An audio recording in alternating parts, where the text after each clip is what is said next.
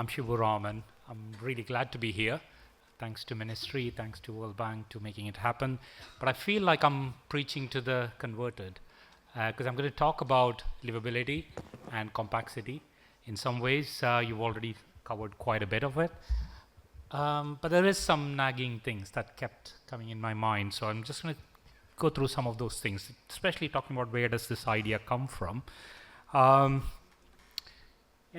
This was supposed to be an animation, but because it's a PDF, you can't see it.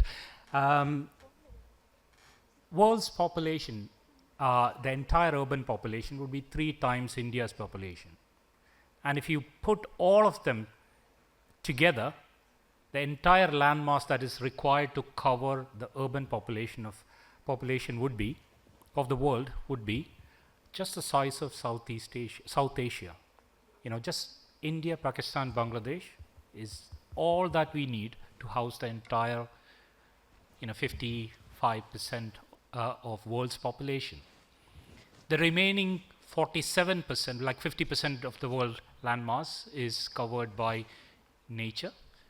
47% of the rest of habitat is rural. So cities are really, really important in terms of sustainable development, global sustainability.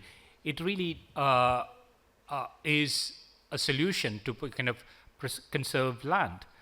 On the other hand, it's also the problem because, like you can see in some of the slides, 70% of the global resources consumed within the cities. 70% of the global emission is coming from cities. So it's really important, and it's also a place of great disparity, social inequalities, and so on and so forth. So it's really important that cities are livable, they are competitive, they remain as the engines of global economy, but it has to be done to make sure that it is attractive, livable, and it can't be just a continuous urban sprawl that create inhuman living conditions. Obviously, different models of cities have emerged since Industrial Revolution. Compact city is one of them. Transit-oriented development, which has been discussed today, is quite a thing within that. But what you would notice is that there are a lot of these urban models that's been proposed do talk about its relation to urban form. Urban forms such as size, shape, layout, density, transport network of a city. Because there seems to have a direct connection between that to quality of life and urban competitiveness. Many of these models of development proposes a compact, mixed-use, public transport-oriented, walkable, cyclable kind of cities, but it also demands for an equitable, socially just, environmentally just safe city that provides a healthy environment to live, that uses resources efficiently, and that's resilient to the climate challenges that we are facing today. I was really pleased that I had the opportunity to work with some of the proponents of compact city. I've worked with Mike Jenks for a number of years, and obviously there are a lot of claims that's made by the compact city, such as reduction in carbon emission, conservation of land, increasing proximity between live and work location, socially sustainable, that is producing cohesive, a community which promotes a sense of belonging and access. These are some of the slides that I'll really quickly run through, which kind of compare the compact city against spread city. So this would, compact city would be more cost effective in terms of infrastructure in long term, would be cheaper in terms of a long-term investment. Compact city would be a more walkable city that promotes social interaction, community cohesion, sense of community, provides a socially just city to live against a gated development that is often seen in spread city. Environmentally, it'll use the land more better, conserve nature, and promote public transport, walkable places, and so on and so forth. This has made its way into many of the kind of policies across the world, particularly in Europe. You can see that many of these urban policies in Europe promotes compact development, but there's also continuous investment in terms of research and development of these idea in Europe, which is not quite regular in other places where it's trying to implement. I was also kind of honored to be contributing to the OECD compact city policies that was published in 2012. So there is quite a lot of work that's been done. There's a lot of funding that is being provided in understanding the kind of nuances of compact city and the kind of issues that has come up in today's discussion, such as affordable homes and so on and so forth. So some of the kind of stuff in UK in particular has implemented compact city policy through its PPG 3, which is the Transport Planning Guidance 13, provides promotes a dense mixed-use development, improving public transport, and so on and so forth. The issues that is coming up in that is that the density that they are promoting is still very low, which I found out through my PhD. The high cost of public transport, which often discourages people from using public transport to start with. Lack of innovation and creativity in identifying new models of living and promoting walkable environment, and a better buy-in from the local authority, even though they are kind of wanting all the local authority to kind of promote compact development, but the buy-ins are still quite low. The positives are the way that it's implemented is still very context sensitive, enhancing existing patterns of urban, or at least incorporate existing patterns of urbanization rather than a never-ending sprawl that has been, or a kind of new town models that's been promoted in other places, like especially like in a place like China, where you wipe the slate clean and start new, which kind of destroys the heritage to nature, to all kind of things, like flatten the whole mountain terrain over 3 months' time is the kind of model of development. I was in China for 4 years. I know this in and out. I was a director of architecture school in Nottingham campus in China. Next couple of minutes. UK, on the other hand, do not have a TOD policy in particular, but it is again kind of incorporated within the PPG 3 planning document. The issues of transit-oriented development in particular, like you said, is displacement, gentrification, which need to be tackled quite sensitively. Lack of affordable homes, that's been come up quite often. The community engagement, like how people are accepting these future models of development within local community. And still many of the master plans are prioritizing cars over pedestrians. Like, cities should be built for people, not for cars. Come on. I mean, what age are we living in? Because of this, there's still barriers in terms of policy. Like in India, there's many barriers which have come through in Parliamentary Act and so on and so forth, which often become barriers for the future development. So I want to kind of touch on one or two of these models of models that's been implemented. Like the Oxford-Cambridge ARC is probably well known.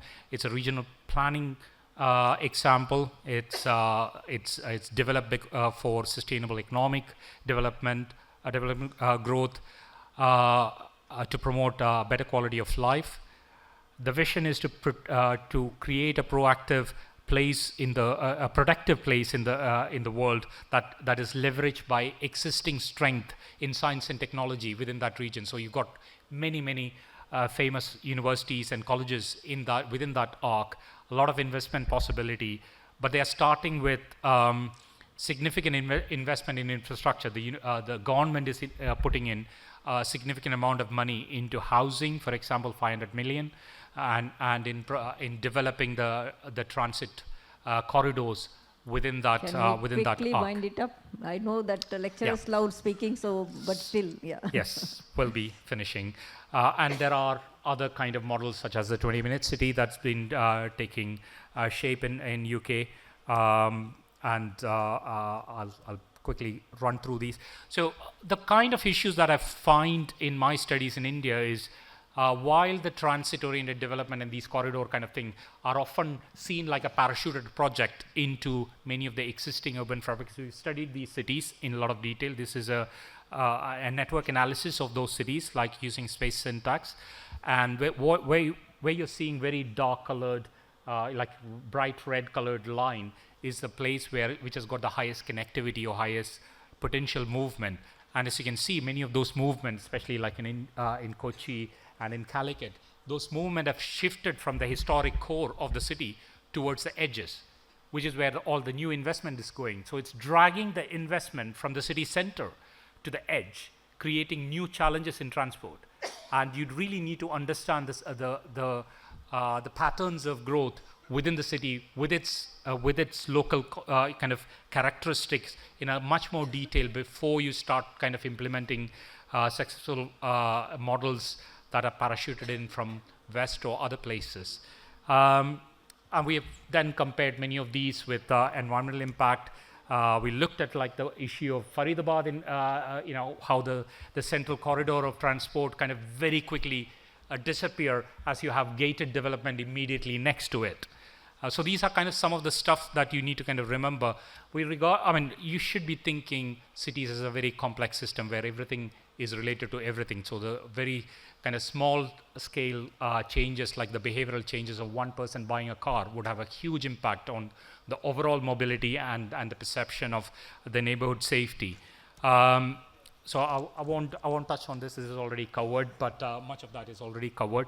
I really like you to kind of think about how the cities are very complex and the details. The kind of devil is in the detail in terms of how the design is manifested in physical space. All of our action, economy, physical system, environmental system, economic system is all manifested in the physical system of the city. So remember to kind of design that very carefully and thoughtfully. Thank you. Thank you. Now, taking this forward without wasting time, can I request Mr. Olivier, lead transport specialist, to share his insights? Okay. Thank you so much. First, great to be with all of you. Thank you, Madam Chairwoman, for chairing this session. I will start by saying that the first time I worked on transit-oriented development in India was 10 years ago with MMRDA when they were conceptualizing their first draft TOD policy. And it's quite exciting to see how much progress has been made in between. I had the chance to live in Singapore, which is maybe the best TOD city to live in terms of concentrating job and housing and mass transit and bus transport in a way that is seamlessly integrated. So I will present a few thoughts and try to avoid repeating some of the things that have been said. But first, the TOD as an economic accelerator is absolutely undeniable in the context of India. We had numbers already that Madam Rohina mentioned earlier, 4,000 square kilometers of TOD opportunities in the next 10 years. This is absolutely massive. Massive in the sense that this is enough for 80 million people to be in sites that are highly livable, well-connected, dynamic, vibrant, right? So they can be really the engine of India moving forward. And we had the discussion of, should it be in greenfield area or brownfield area? Actually, TOD is really something that will take place in both, right? You have opportunities of dealing with the eastern MMR and developing that part, which is still greenfield, and other opportunities to develop along line 2 and 7, some of the station, right? So it's not one or the other, it's different characteristics.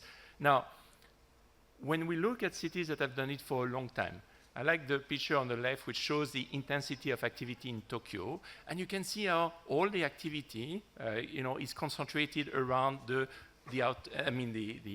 ring rail Yamanote line, and even more so where the ring rail Yamanote line connects to the radial rail line in Tokyo.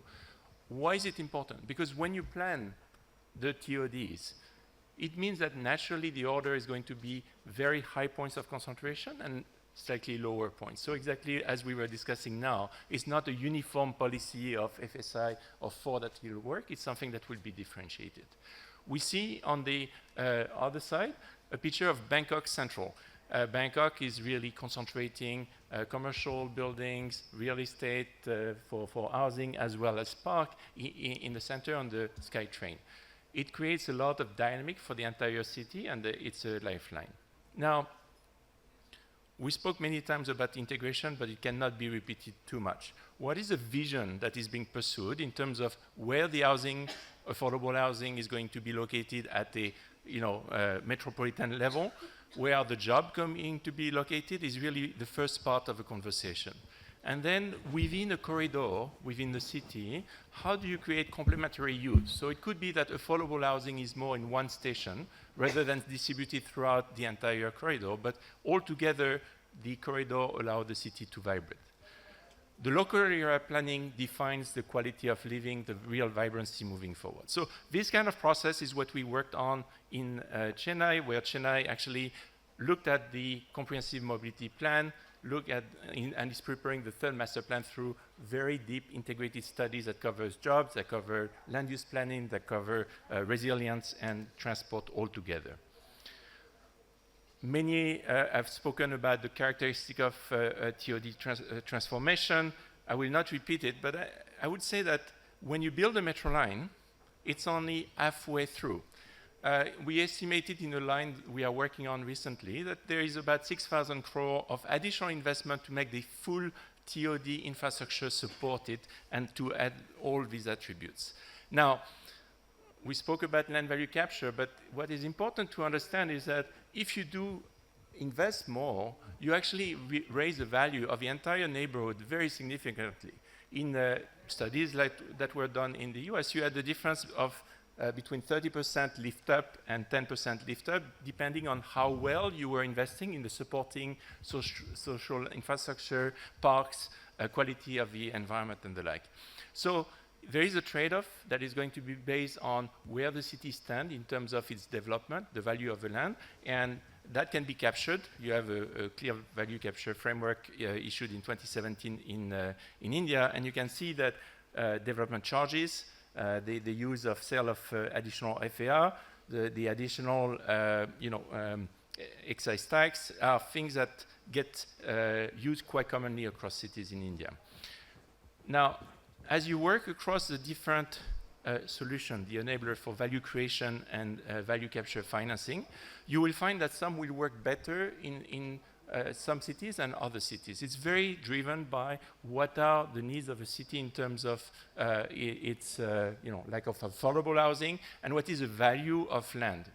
You cannot do the same thing in Nagpur as you will do in Mumbai, even though it's in the same state.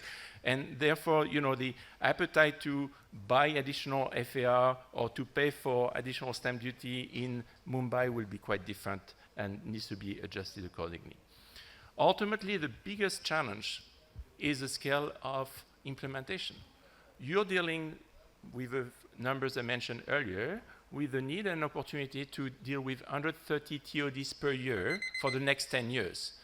This is not going to happen very easily because it means that you need to have agencies that are able to bring together housing, economic development, thinking about all the utility management, the revamping of the space in ways that are credible and build on the institutional and policy enablers that many of us have been speaking of today, but are going to do it in a way that is credible, where you know that in 3 years you will get certain investment made predictably so that the investment on the private sector side does get mobilized. It is also important to realize that while a one-off parcel development or even stationary development can be done at a micro level, to address 130 TOD per year, you need much bigger instrument, access to green bonds, etc., that are pulled together. And for that, you may need sometimes a state-level agency to help the cities develop. Now, moving quickly through the other side of the story, integrated transportation. Next 1 or 2 minutes. Sorry? Next 1 or 2 minutes. 3 minutes, yeah. So when we look at cities as labor market, and we just look at the impact of railway, we'll take Chennai as an example, only a relatively small percentage of the jobs are accessible by railway. You really need to combine walking, rail, bus in order to have the full effect. In the case of Chennai, we could see it's 76% higher to do that combination. we know what user wants, door-to-door solution, ease of access, quality of footpath and the like. And what is really required to move forward is the creation of this UMTA that many of us have referred to today. In the case of Chennai, they have actually moved on the concept of UMTA. 10 years ago, or 15 years ago by now, they had created an act for that, but now they have empowered it. They have 30 full-time staff that are from all disciplines working together. They have an oversight on the allocation of budget across the transport sector once a year, where the chief minister sits and review, what highway, bus, etc., bus company, metro companies are asking, and consolidate it in line with the new comprehensive master plan that is being finalized. Likewise, everybody has mentioned that you need more buses, but can you do it more efficiently than it was done before? The big shift that Chennai did was to introduce a public transport service contract with key performance indicators that is captured within a long-term business plan for scaling up bus services for the cities. And as they do that, they have been looking at both fleet modernization and the integration within the metro. So that's where the CUMTA plays a very big role. Last, there is no question that there is no TOD without quality, at least walking. Cycling is maybe sometimes debatable. But walking is absolutely essential. And walking cannot take place at the pace it's taking place in terms of improvement as we are witnessing in India. It's not fast enough. So in cities like Tianjin, which is the size of Chennai located in China, they actually decided, okay, let's have a full project just on that. And they focus on aligning the processes, procedures, and systems for 10 different agencies, and upgraded the city center in terms of walkability with a complete network, then scaled it up throughout, looked at the overall walkability score of each of the streets, used crowdsourcing from users to know where issues remain, so that 96 metro stations got fully integrated in those walkability shade that we are mentioning. So it requires real projects. So that's a kind of example. Now, I will just leave you with a few questions on scaling, right? This question is the TOD vision clear in terms of supporting job access, quality, affordability? Are the users genuinely put in the center of that thinking? Who is in charge of implementing TOD? Not just planning, but implementing, because it's complicated, you have many agencies involved, and do they have a system that allow them to know predictably that within 18 months, A, B, and C will be completed? So with that comes the funding and financing, and as you monetize transit-oriented development, there is a big role also to be played at the state and central level in terms of capturing what works and what doesn't work. So thank you very much for your attention. Thank you. Thanks for sharing your global experiences here. Good evening, everyone. I think I am the last speaker, so it will be very difficult for me. But anyway, I will be very brief, and I'll try to complete it within 4-5 minutes. The regional planning side, we will be talking more from the Telangana perspective. So Telangana is a new state, is a youngest state. As you know, it was formed in the year 2014, but it's very progressive state. We are in the process of preparing a urban vision, what is called Telangana Rising 2041. So it's a vision document which is being prepared for 2041. In that vision document, exclusively there is one chapter dedicated for spatial area planning. So in which we are looking at the entire the urban centers in the Telangana state, and how we can integrate those urban systems into the one single entity. As you see from this diagram, you have the central portion is basically the core Hyderabad. Then around that, whatever that yellow or orange portion is Hyderabad Metropolitan Development Authority area, and the rest is rest of the Telangana state. So what we call it as the central Hyderabad is a Hyderabad core urban region, that is HCUR, wherein we will try to provide the basic infrastructure, upgrade the infrastructure, and also see that all the facilities of urban facilities are provided there. Then second part is basically the suburban area. or what we call it as a peri-urban region, PUR, which is basically between the outer ring road of Hyderabad and also the regional ring road of Hyderabad. So rest is the rest of Telangana is predominantly rural. So like when you make a vision, so we made it into as a 3 parts. So this is where we have the different road network and industrial corridors have been shown in this map. But if you see the table, it's very interesting. You have 161 ULBs in the state. So out of that, 90% of the ULBs can reach to the Hyderabad, so within 1.5 hours. So the Hyderabad is the growth center for entire Telangana state. So how we can capitalize that? That is an opportunity for us, because since any corner of the state we can reach to the capital city for 2 hours. So we can use it for 2 purposes. One is for the decongestion of Hyderabad, and also to create the new economic clusters in those areas which is outside Hyderabad. So in continuation of this one, what we did is that we have identified 8 clusters, so which are inner and Hyderabad, so which will be basically have got some economic potential, wherein we can a lot of investments can come into that particular place, and also that how we can integrate these things to the Hyderabad. So that we will put it in the next slide. So here what we are going to do is that we are going to connect these whatever these industrial clusters with Hyderabad with the proposed regional rapid transport systems. So this is the vision for 2047. So at the regional planning, so whatever these clusters which we are talking about in terms of the TOD, so it can be a TOD centers at the regional level.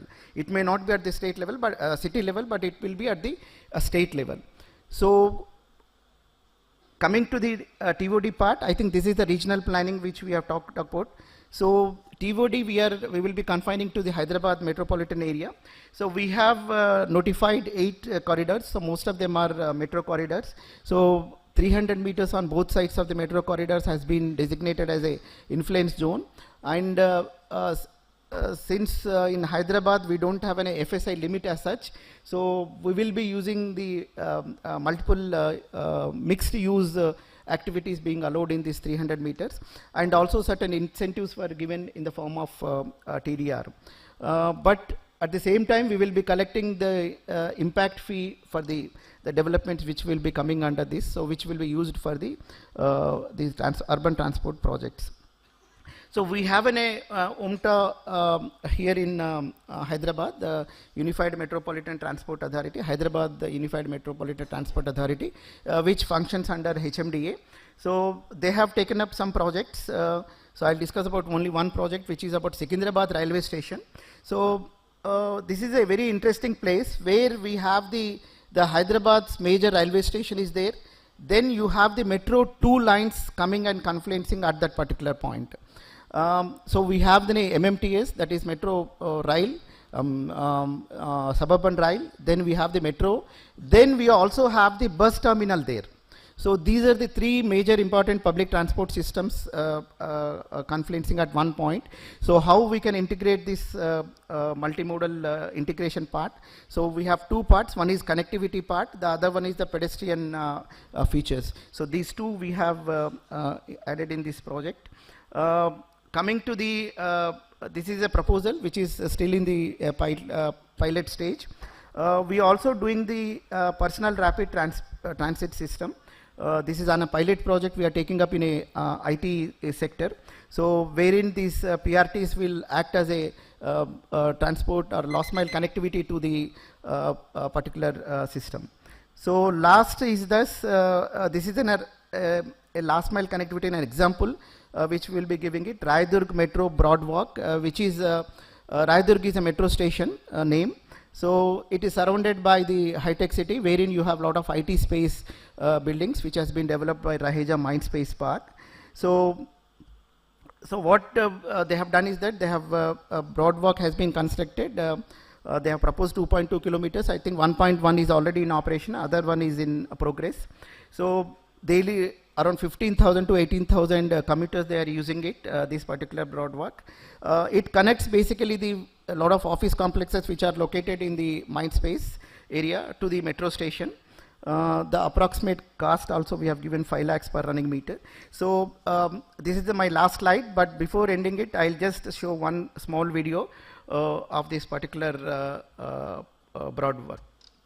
Mindspace Hyderabad, located in the high-tech city area of Madhapur, is a prominent IT and commercial hub in Hyderabad. It is very close to the rated metro station and high-tech city railway station.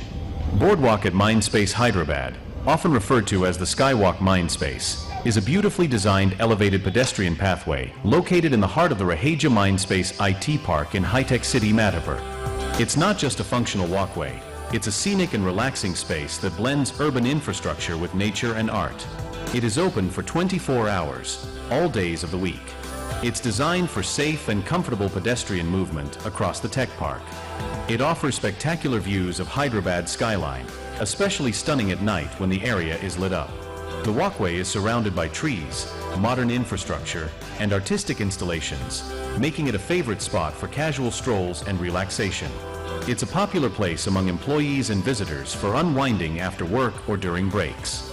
There was a need of this boardwalk for various reasons. Number 1, safe pedestrian connectivity. The boardwalk at Mindspace Hyderabad was developed with several strategic and practical goals in mind. The boardwalk connects rated metro station to various buildings within the Mindspace Madhapur IT campus. Number 2, decongesting traffic. By encouraging walking and reducing dependence on autos, cabs, and private vehicles for last-mile connectivity, the Skywalk helps ease traffic congestion. Number 3, inclusive urban design. The Skywalk includes ramp, staircases, escalators, and lifts. जैसे traffic ज़्यादा रहता है, जैसे आदमी कोई job में आते जाते हैं, उसके लिए आने जाने के लिए ये सेटअप हो रहा है। ठीक है, ट्रैफिक का कोई प्रॉब्लम नहीं। Thank you so much. Yeah, I think it's good. So you're staying away from the traffic. It gives you some good, view of all these buildings as well, and also it feels nice to get some cool breeze when you keep walking, get to see all of this. Yeah, it feels good, and also good for your legs as well, right? We keep working all through the day sitting at our desk, so it's pretty good. It helped me to skip the traffic and all. So I come from a long way. I board my metro at Tarnaga, and it's a long way journey for me. This will be very useful. I mean, I like to walk sometimes to the office. We have cab facility to go from metro to office. But today I chose to walk because I wanted to walk and I wanted to explore the sky. Hi, I'm Nagaraj. I'm the complex head of this beautiful Mindspace Madhapur architectural marvel. The Mindspace elevated skywalk has the total length of 2 kilometers, out of which 1.1 kilometer has been already completed. It is connected from the right of the metro station to different buildings of the Mindspace business park with elevator, escalator, staircase, ramp for the smooth movement of the employees to reach their respective offices directly without any traffic congestion. Head of projects across all Telangana and Andhra Pradesh. In our Mindspace park, more than lakh people are coming into our park for a daily basis. So the road safety is important for all the employees, those who are coming in our park. So our management decided to do the skywalk kind of things to connect from metro to all the buildings, so that all the employees directly can go to the respective building. Eminent panelists and our wonderful moderator. Glad to hear and glad to be over here. In Mumbai, we have 50% of my population living in Jhopatpattis, the richest city in India. Every opportunity which has been taken up is being delayed by 65 years. The first TOD proposal made in CITCO, which was shown here, was financed when Mr. V. Suresh, who's sitting in the first row, financed 500 crores of rupees for the commercial properties over the CITCO railway stations, and that was the first one which came up at Vashi and then at Belapur. That was the first experiment which took place in terms of a TOD operation on the ground network that took place. The second issue is the fact that we have 190 kilometers of suburban rail for the last 65 years, and we have 4 people dying every day on the railway tracks. However, we are adding 300 kilometers of metro and 33 stations in the next 2 years, which is 3 lakh crores of rupees of investment taking place in the city. So we have an opportunity of the TOD and the problems of last mile connectivity. If you don't address both at the same time, you don't get solutions. I have metro stations today already built in Mumbai, where when I get down, there is no footpath. Forget the last mile connectivity. So when we are doing TOD, a holistic aspect has to be taken. We talk about it, but we have to actually do it. Second issue, we have the issue of affordable housing. The affordable housing cannot be done around the TOD. Let's accept the fact. The thing which was done in the case of CITCO was in a last area of CITCO's development, and hence it was feasible and possible to do so. So what do we need to do? We need to do planning around these areas of railway stations, TOD operations, where public-private participation both need to take care of the small plots and the government plots and revenue possibilities to do so. If you don't mesh both, then it is not possible to achieve the objective which TOD is really going to do. The next point important is the cost of development that we are going to go about. At this point of time, the pricing of the FSI which is being given by the governments in various areas is a challenge. And that's why the chairman Reddy in the previous session mentioned that it is very expensive. It is, let's accept that.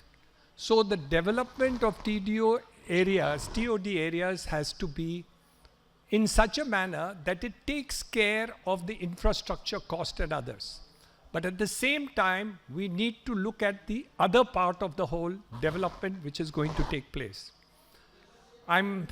Instead of just going through the entire thing, I'm also mentioning that the reason why we need these TOD developments is because the Prime Minister has created a clear-cut direction idea that in the next 10 years, the amount of GDP growth in terms of the cities is going to grow exponentially. And hence, what we really need to do is to take care and see that the development is made in a holistic manner. So when you talk about major cities, whether it is Delhi or Mumbai, you have times where climatic change is really a challenge. And we are affected in the capital of India by the challenges of the environment. If you're not going to do this and you're going to cause further congestions that you're going to do without having the resolutions of climatic change, then we are jumping from frying pan into the fire. For the simple reason that you can't have further FSI increases in the TOD areas if you don't address the climatic change. What comes first? Climatic change challenges, or do we need to create congestion more in terms of TOD? I'm the biggest promoter of TOD, so I'm not against it. I'm for it. But we need to see that all the issues which have been addressed are micromanaged to see that the last part of it is done.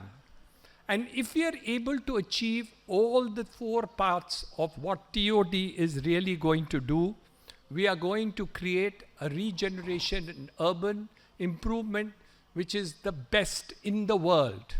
For example, in the city of Mumbai, we can have 30 TOD centers. However, some of them will be large. For example, where the bullet train is coming in Thane or in Vasai, you will be able to create large TOD centers where large amount of empty lands are available. You will have smaller TOD centers which are there. So we don't talk universally about TOD centers. We need to describe what type of TOD centers will work in which areas. And in certain areas, TOD has to have affordable housing. In certain TOD areas, we will have commercial, retail, IT, and all those hubs. So that must be worked out by a PPP model, wherein the private parties in the TOD areas should bring about suggestions for each one of them. And after considering all these suggestions, we need to move back. So all the 5 points are important. Point 1, the planning of the TOD areas with PPP participation. The last mile connectivity with transport and mobility. We have to take care of housing of the affordable segment, which has been neglected in most of the cities that have taken place. Heritage conservation is important. We have a large number of buildings which have old heritage. They are also in the TOD areas. We cannot completely forget about them. And the infrastructure modernization that we are trying to do needs to be there, where water, light, connectivity, roads, and other aspects of it need to be done.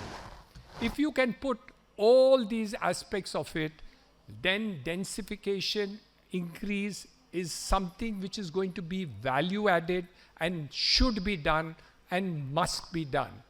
But if you have the negatives to the whole thing, we will create problems for us. So we have to learn to say, TOD here, no TOD here. Better TOD for affordable housing, better TOD for the purposes of creating high value developments which are there. So for instance, today, in the best area which MMRD has developed, which is the BKC, it takes 1 hour to go from 1 kilometer of driving. Today, the best development of BKC at 5 o'clock in the evening, you cannot travel 1 kilometer speed that you do. Now that is not acceptable.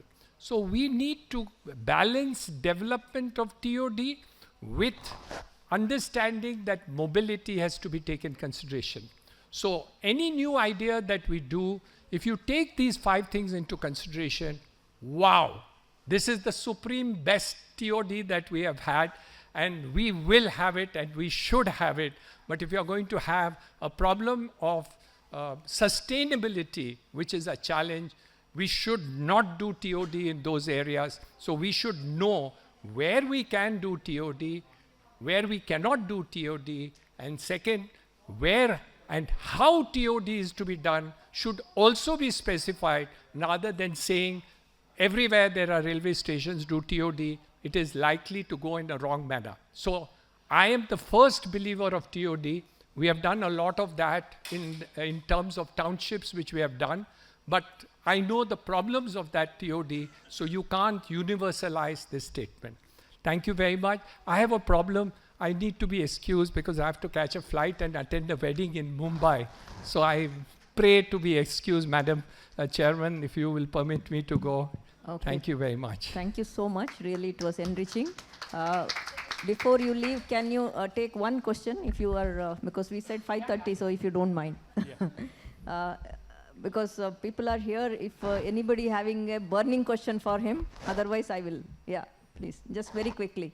Thanks for bringing the heritage angle to this entire thing.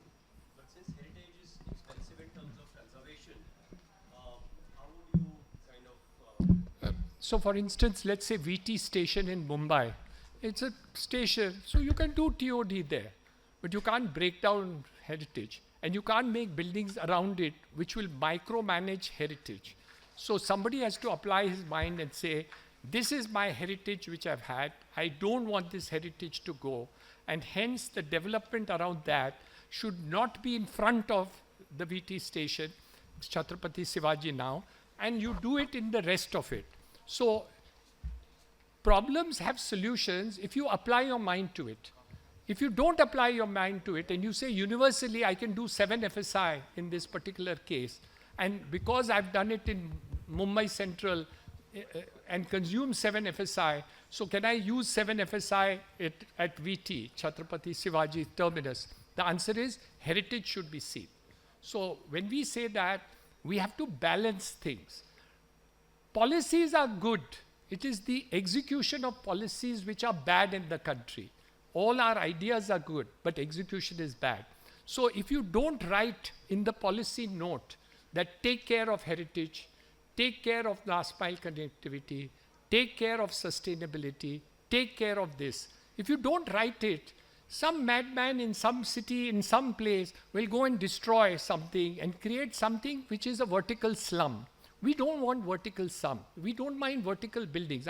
My son has built the second tallest residential tower in Dubai, which is 90-story tall. But there is sustainability 100%, and mobility, connectivity, everything is taken care of. We can do that in India also. But what we do is, we do this, but we forget all the rest of it. So we can't do that. What I call is balance. Thank you so much. I know that all of you are sitting for quite some time. I don't mind if you just stand up and stretch yourself, because some people have left. Good luck for them, because continuously sitting is not good also. It's worse than smoking, they say. So if you want to stretch your back, you can also do when I set up and go for the presentation. I have avoided the introduction of mine from the anchor because I wanted to save some time. I have a decent digital footprint. If you want to check my credential, you can very well do so. Why I am moderator? Maybe because of little bit of credential. I have been there. I was just introducing myself, not only as an administrator, by qualification I am a civil engineer. So that makes me quite interested in the urban space.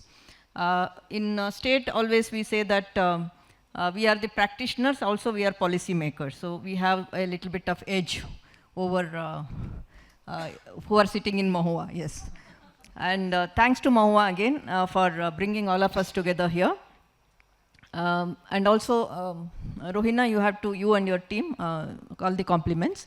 But you also have to thank us, because without me it would have been a manel, not a panel. So you also have to thank me for that. Very quickly, I'll set the context. I was told Mr. Hiranandani has a engagement he has to leave.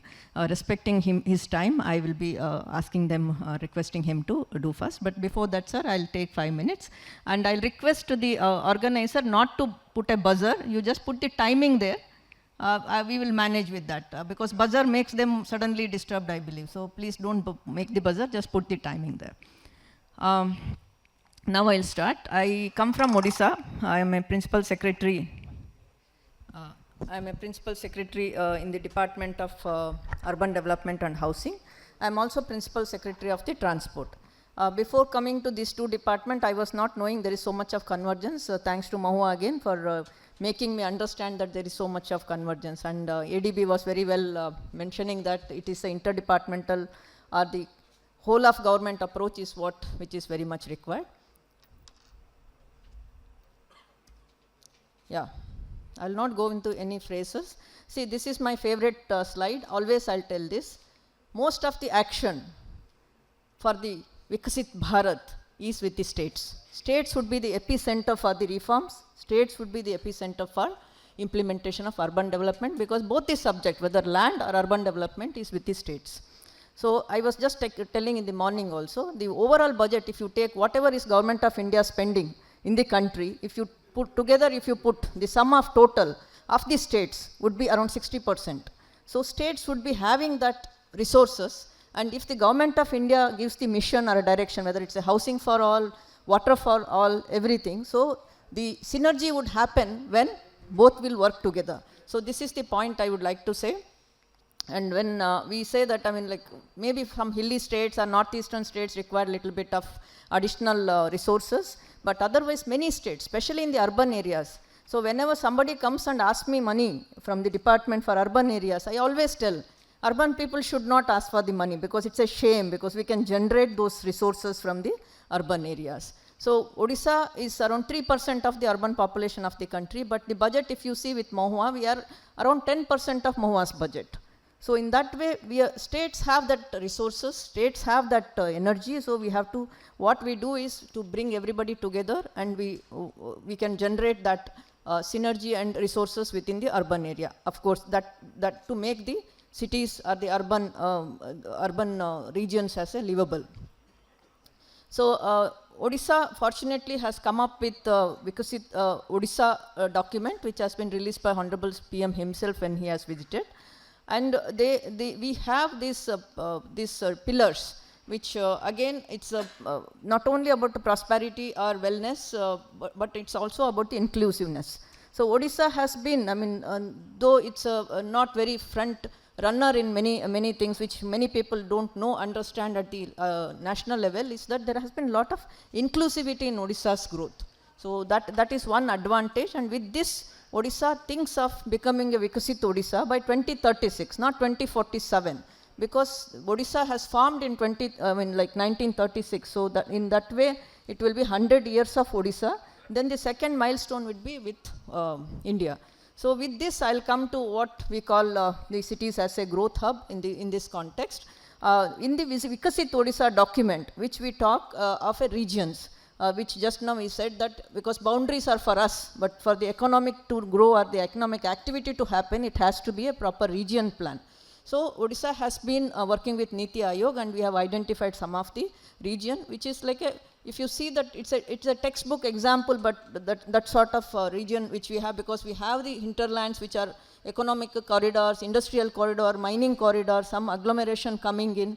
So, and we have some urban areas. So we are trying to bring those things together and making the region. We have a template along with Niti Aayog, which we can expand it to other places. So once we talk of the plan, I mean, like we in government setup, we say PIM, policy has to be there, then institutions have to be built up to implement that policy, and the market. My friend in Namayatri was telling Samaj, Sarkar and Bazaar. So it is like once we have to have the policy, then we have to have the institutions. That is where we are now progressing. So the budget has been already made in some of the projects which have been there. I'll come in subsequent slides. This is one of the region which is like a capital region, that is Bhubaneswar, Cuttack, Puri and Paradeep. I'll not get into the detail. So this is what we have just talked about, TOD everywhere. So this is inner ring road we have. We are bringing outer ring road and the capital ring road. So if you see that red one is the capital ring road, which is done by NHAI, which is inside, the blue is from the works department, and inside the blue, the light blue one is the TOD, where we are doing through town planning. And along with this, because railway ministry is also from the state, so we have worked with them, and there is also a railway network which is coming in the region. So this would be our TOD projects, which we'll be doing with the, of course, ADB is interested, some World Bank inputs also have come, and we have our own plans to implement this. So this is the progress. If you can see, in some of the pockets we have already started, and we can, because the planning has to proceed with the activities, so we have already done some of the, if you see the blocks and the roads and the drainage, electricity, these are coming up well in advance. I'm showing this picture, maybe some of the real estate giants are sitting here, maybe they can take a note of it. So this is again the details, I'll not get into it. This is the outer ring road. Again, we are working with the works department and other departments to get it. This has recently got the cabinet approval for the around 148 kilometers of the capital ring road. So this is the major background context. Within that, we have various small projects which will be a block. Each blocks will be coming up. We have a master plan for the city center, Bhubaneswar town center. This is where it is coming, and we have tied up with the Surbano Jurang, which is planning for us. And this is what the railway station which would be coming. Already it is under construction, if you see the right side pictures of yours. And then we have a new city, satellite cities were talked about here. So we have a city plan which is already there, and we will be coming to MOA for this Urban Challenge Fund. For that, various components are there. And this is what somebody was talking, and I have been seeing some of the literature of our eminent speakers who are sitting here. And this is how the urban morphology works, how this can be a mixed use, and it can be a model livable city. That is what we are looking at.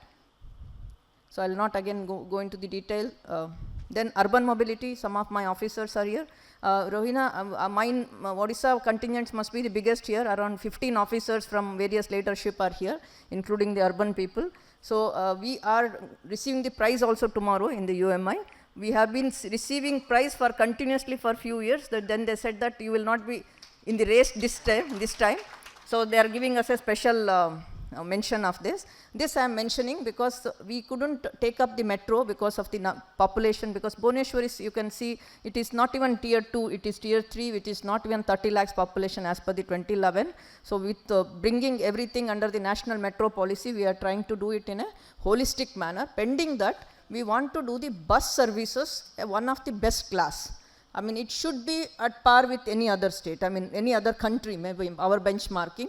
So we have been putting lot of public infrastructure and also the public money, the investment, because we are not asking for return on this investment. What we are asking in return is the value for money and the public services and convenience. And along with this, these are some networks, you can see this. And with this, we are also included the last mile connectivity, where we have the e-rickshaws, which have been provided through women drivers also, and training to women drivers, we have done this. And this is Odisha Yatri, which is morning, they were talking of Namma Yatri. Dr. Rao was talking about mobility as a service, mass. This app is going to be our mass app, one single platform already linked to our the public service, public sector undertaking of the transport, that is OSRTC. Then the CRUT, this capital region urban transport, everything is under one. And if you want to travel from one to one place, I think end to end we will be able to provide the solution. So I will not get into this. So what I have done is, we have done as a team is, we have already resources tied up, planning tied up, policy tied up. So now we want to roll it out with the help of everyone. So I'll stop here. Maybe now I'll request Mr. Hiranandani to come over here and share his experience.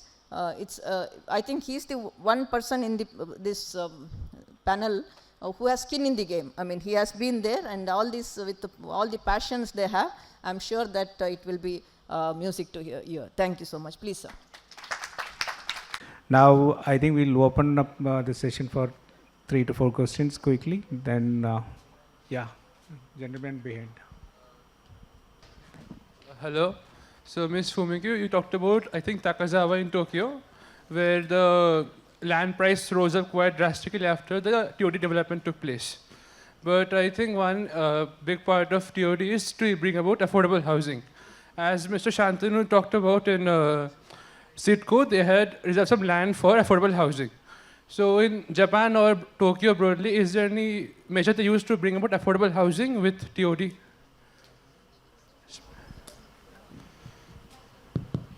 Yes, the land prices were not quickly rising. What I said was the economic growth of that region was $10 billion.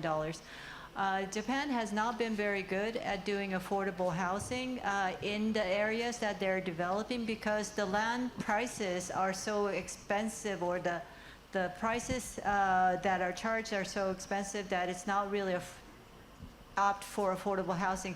I think for India and other countries, I think they can do a much better deal, and that's already being done with the consideration of affordable housing along with the development before the areas are developed. So redevelopment, I think it's hard to get that affordable housing if it is already a high area for the prices. I see, thank you.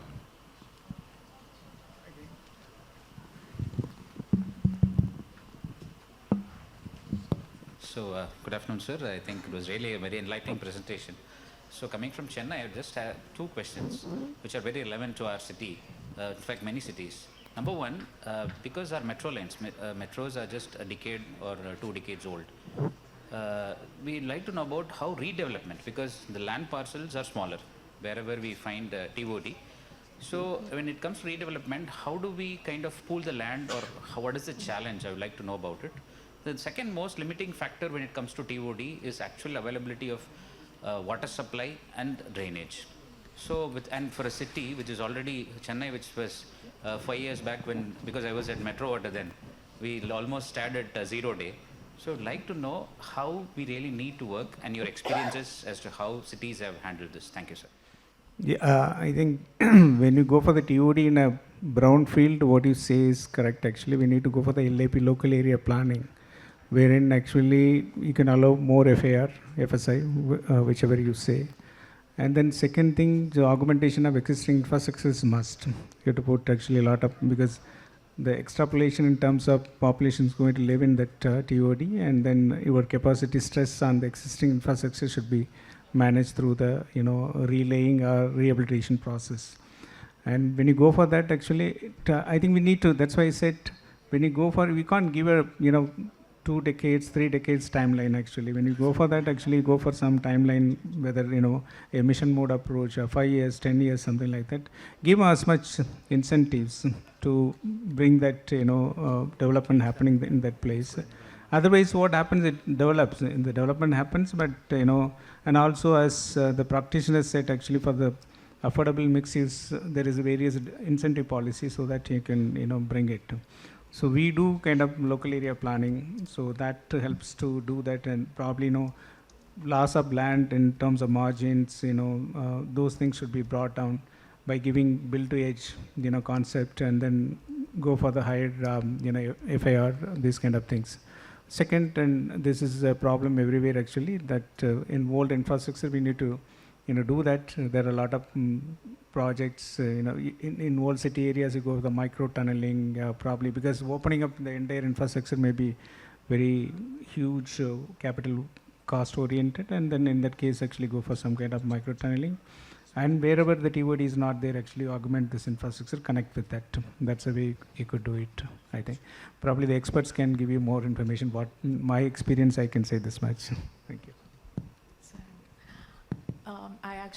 I'm Romy Roy from Arup. Sir, I wanted to compliment CITCO. I'm a very big fan of CITCO's work, and I think that I would like to highlight. Sir, in your presentation, you showed projects like seawards and all, but it's one of the best TOD city examples in India, I think, is Ulve, which is a new city which has been done near the sea link, at the end of the sea link, close to the airport. And it's also very interesting, like how you started doing Navi Mumbai. You started with Vashi, wahan kuch galtiyan kari, wahan built to edge nahi hai, there are boundary walls, street life is dead, connectivity to the station is dead. But CITCO learned. Belapur, if you go, those learnings, the connectivity to the station is amazing. But there are some walkability issues, there are some other issues. In Ulve, there is literally no issue. It's like, I would encourage everybody to go and see that. It has amazing street network connectivity, amazingly wide footpaths, affordable housing next to the station, built-to-edge buildings, mixed use on every plot, ground floor retail, which is small footprint, retail below housing. There is a mix of plot sizes, so it's been very strategically planned that the big plots are closer to the seafront and lakefronts and waterfronts. Smaller plots where you want affordability, it is nearer to the core. So I want to, sir, I spoke very long, but I really feel that you should show Ulve in your presentations. Was not actually conceptualized. It's a comment, yeah, sorry, So it's not just one thing, Ulve was not conceptualized as a TOD or regional planning. It was a node for rehabilitation of the people who were living in the airport area. So it is a kind of recent planning, 5-6 years ago. So all the mistakes which CITCO did in last 20-30 years, all those were learned and then we implemented. So my question is that only footpath making we are considering for walkability, or is there something shared arrangement for walkability. Like in India, atmosphere for walkability is very less because humidity is there. Some sort of noise is always there, and we can't expect a person who has to attend some meeting and something and then getting down from metro and then walking on that humid environment. So do we are thinking in a terms of providing some sort of shared arrangement, something like which we can travel for walkability factor on that last mile?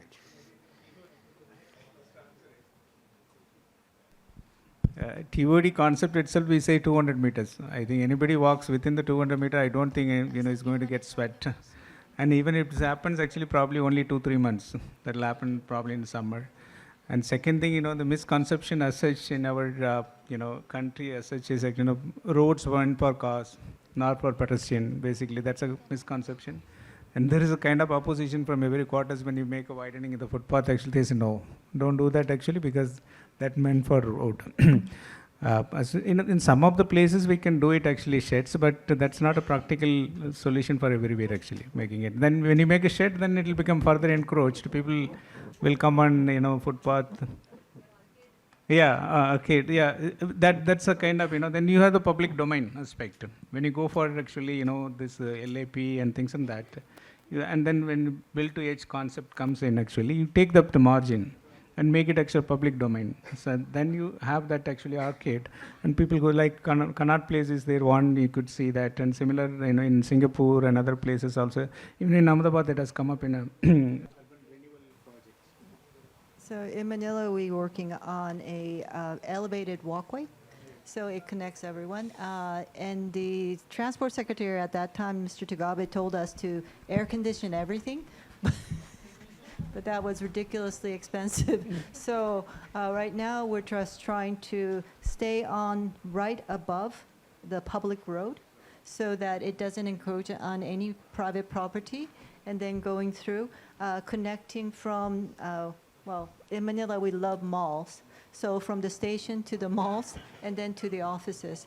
And that has been working quite well and without that much expense. So I'm sure that you can consider further. And as Mr. Mahadev said, actually the FOB, and they are giving it kind of concept where the societies are connected, interconnected. That is also a good idea actually, that can be taken up. And wherever possible actually, you say that, that's why I said in 200 meters normally in TOD aspect, that is the ultimate aim to give them the first and last mile connectivity. And as you rightly said, we have 5 to 6 months, either we have a summer or probably humid conditions. And that's why the NMT is not very successful in India in such cases. So I think we close this session. I thank my panelists, Mr. Shantanu and Mr. Shekhar Patel, Ms. Cleo and Mr. Mahadev for the wonderful sessions, and also for the audience for giving a patience hearing.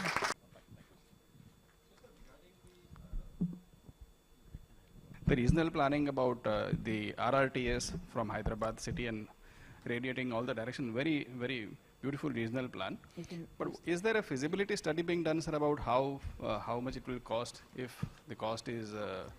There are two corridors which have already been taken up under the high-speed rail network from Mumbai to Hyderabad and Hyderabad to Bangalore. So those two studies have been taken up separately as a part of the high-speed rail network project. But other thing, we are now, because this is basically a vision plan, so now we will be doing the feasibility study now. Okay. Is there any agency which will implement, like the high-speed will be by the NHSRCL, if that is correct. But otherwise, the state will have to create an agency like NCRTC or something, and then implement the regional rail network.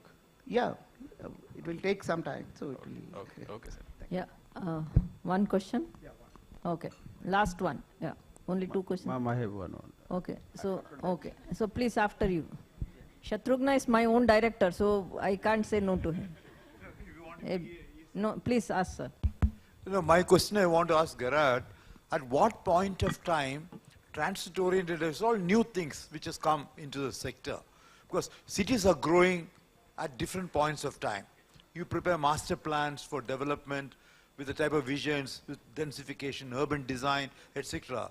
At what point of time is it when the whole growth has already taken place, all new transportation network and these corridors of urban mobility? Is it the urban mobility, new things of metro that is really triggering the TOD coming up, or as a larger plan covering both roads as well as the rail plus other mobility one? When it will come? Because my point is all an afterthought coming. The TOD is never has been a process of a natural city development. Never. It has never happened. We are about 70, 80 years after independence, but TOD is now talked about only in the last around few years time period. When already things already happened, we are thinking what needs to be done. And my biggest worry is that if you want to do the development, one point which Niranjan also said and all said is the infrastructure required. The water line, the gas line, the sewer line. When such high density development suddenly comes in a TOD, how will you put those particular which is then only for the normal development? Also higher FSA also is being planned for the TOD. Thank you. I'll also take the question. Please tell, then Yes, they can answer. So thank you, ma'am. Thanks for this nice and brilliant session. In fact, my question relates to the socio-economic perspective of all these developments we are talking of. So this question is targeted jointly to Dr. Raman and Mr. Gerald.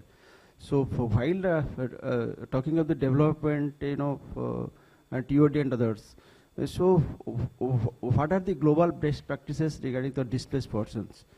So how do you resettle them? Because we should develop together.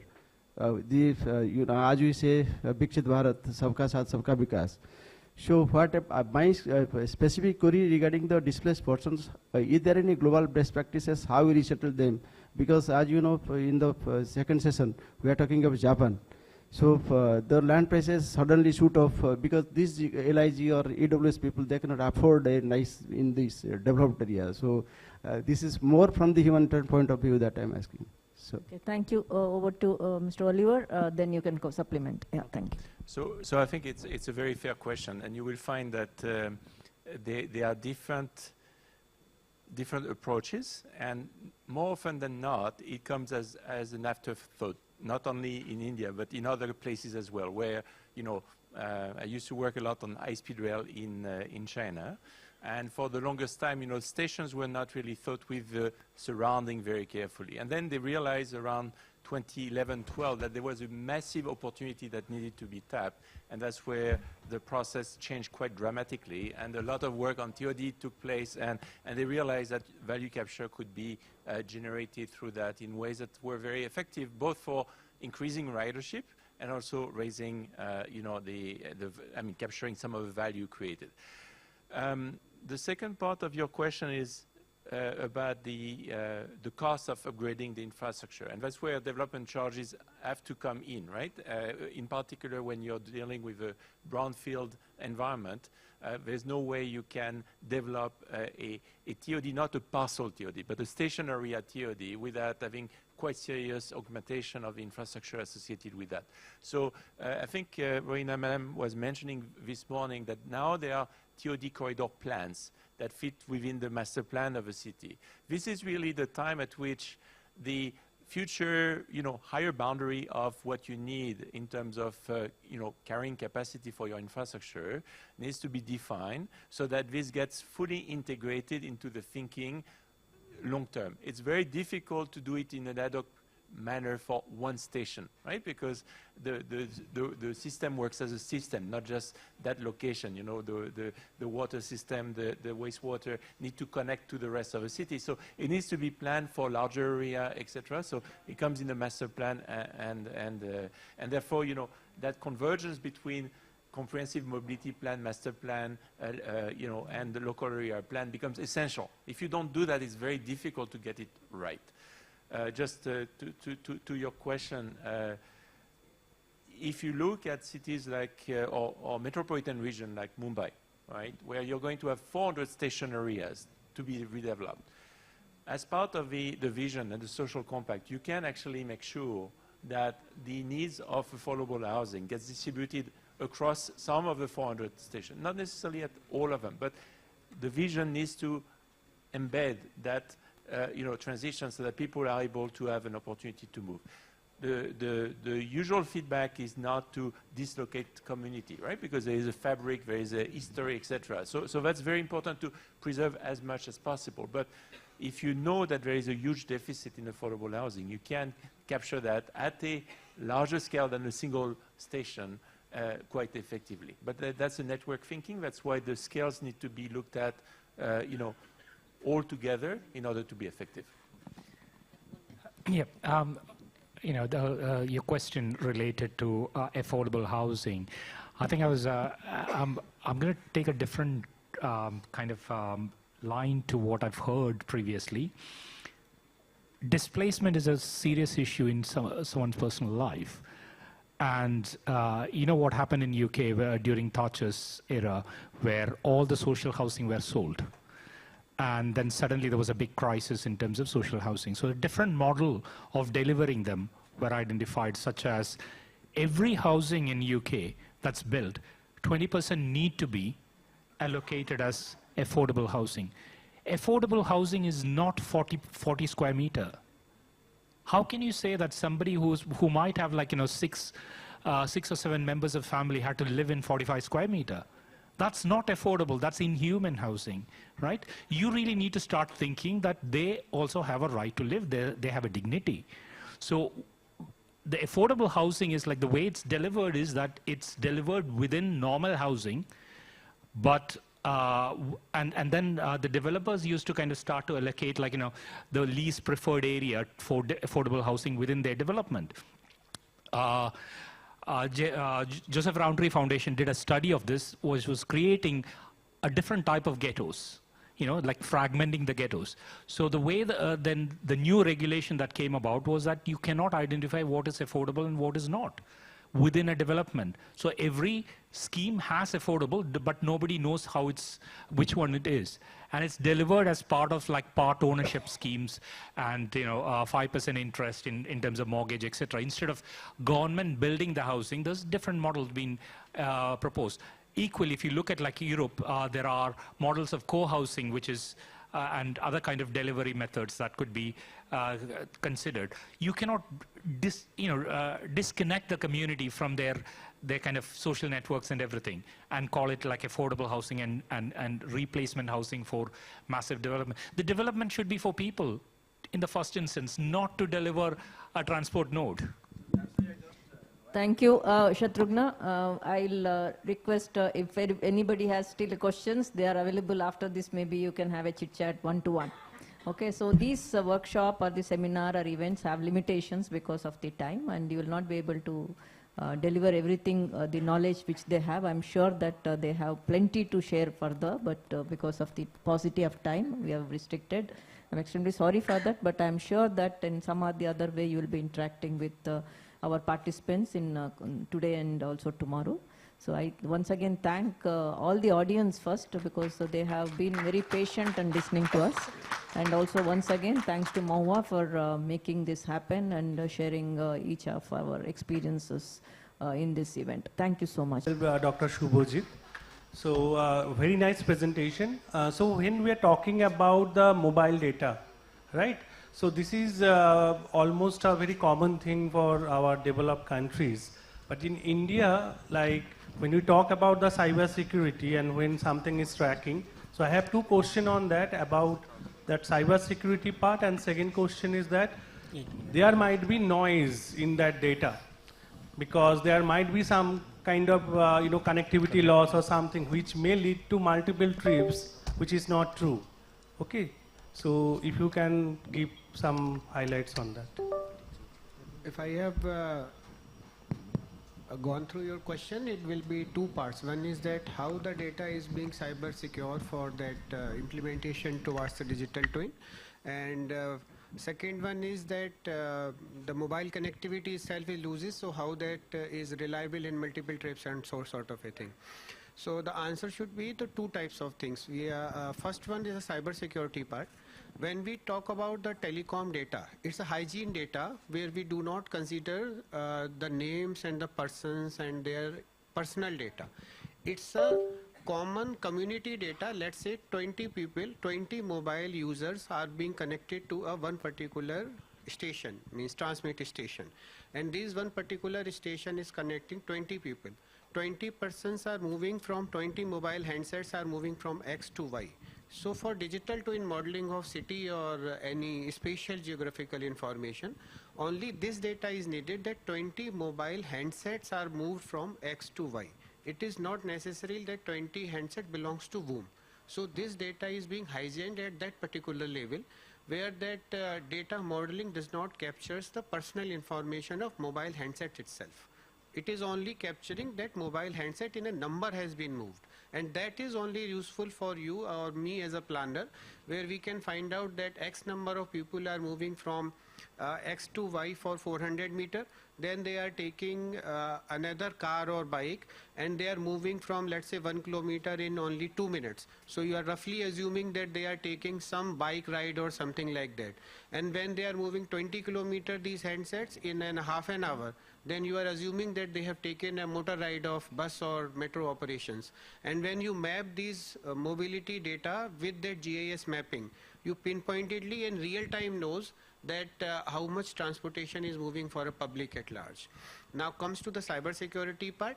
Cyber security, when you deal any data into that domain of digital twin, some concept is called as data diodes, where the data is being captured and being filtered on the air gap itself. You do not have that layer of cyber security or firewall or anything. These are some sort of a 20-30% maintaining cyber security. But when you have a data diode, it's a physical violation between two X or Y, then it is being pretty sure. Now mobile connectivity parts.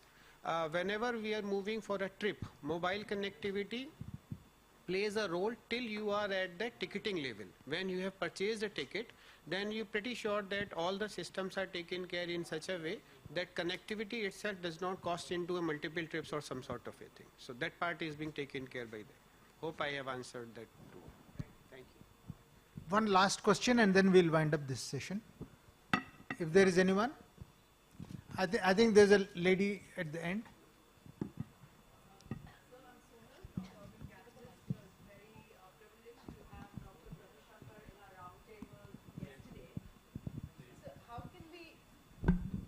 Use technology to improve the quality of public participation in mobility planning?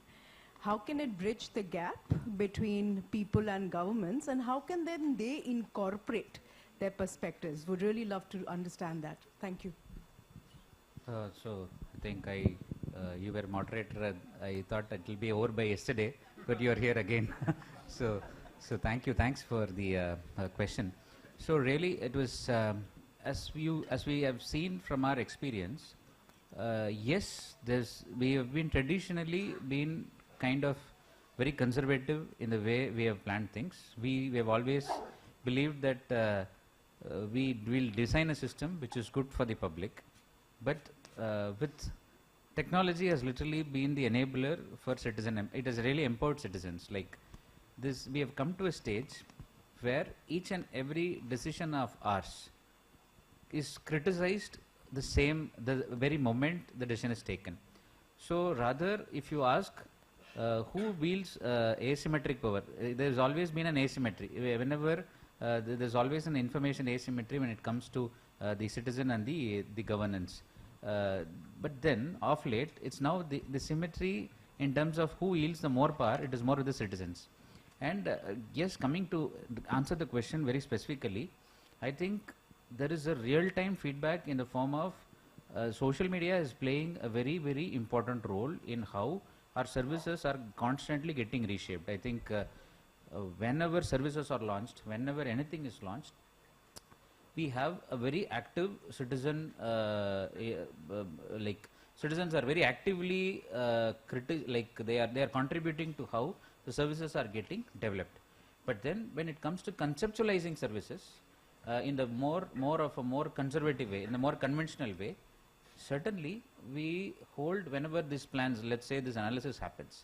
I think just to a case in point in case of Chennai, when we are planning the FLMC, OMR, the Old Mahabalipuram Road is the IT hub of Chennai. So there is a federation of OMR Residents Association.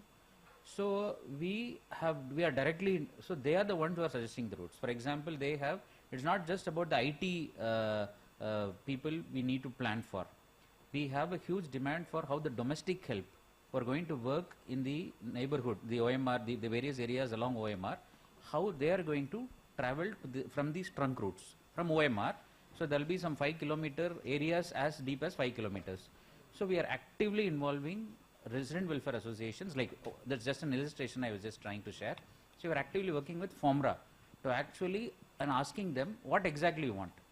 So, so in ways more than one, by direct citizen engagement, I'm just sharing the city perspective, and by also constantly being responded. And the other example is disability, for example, special groups like disability. We have a strong feedback from the Disability Rights Alliance. There's a like similar civil society groups which constantly shape the way how our transportation has become more and more accessible. So whenever, for example, when the e-buses were launched, in the prototype, they were the ones who were part of the panel which inspected, and their suggestions went into redesigning the entire prototype. So we have constantly endeavoring this, and I believe across STUs, across organizations across the country are doing this. And just to say, we are rather more like we are the threat is more, we are under threat than the citizens now. So the things have changed, and if there's one thing that has enabled them immensely, it is technology. So thank you. Thank you very much. I think that was a very interesting session.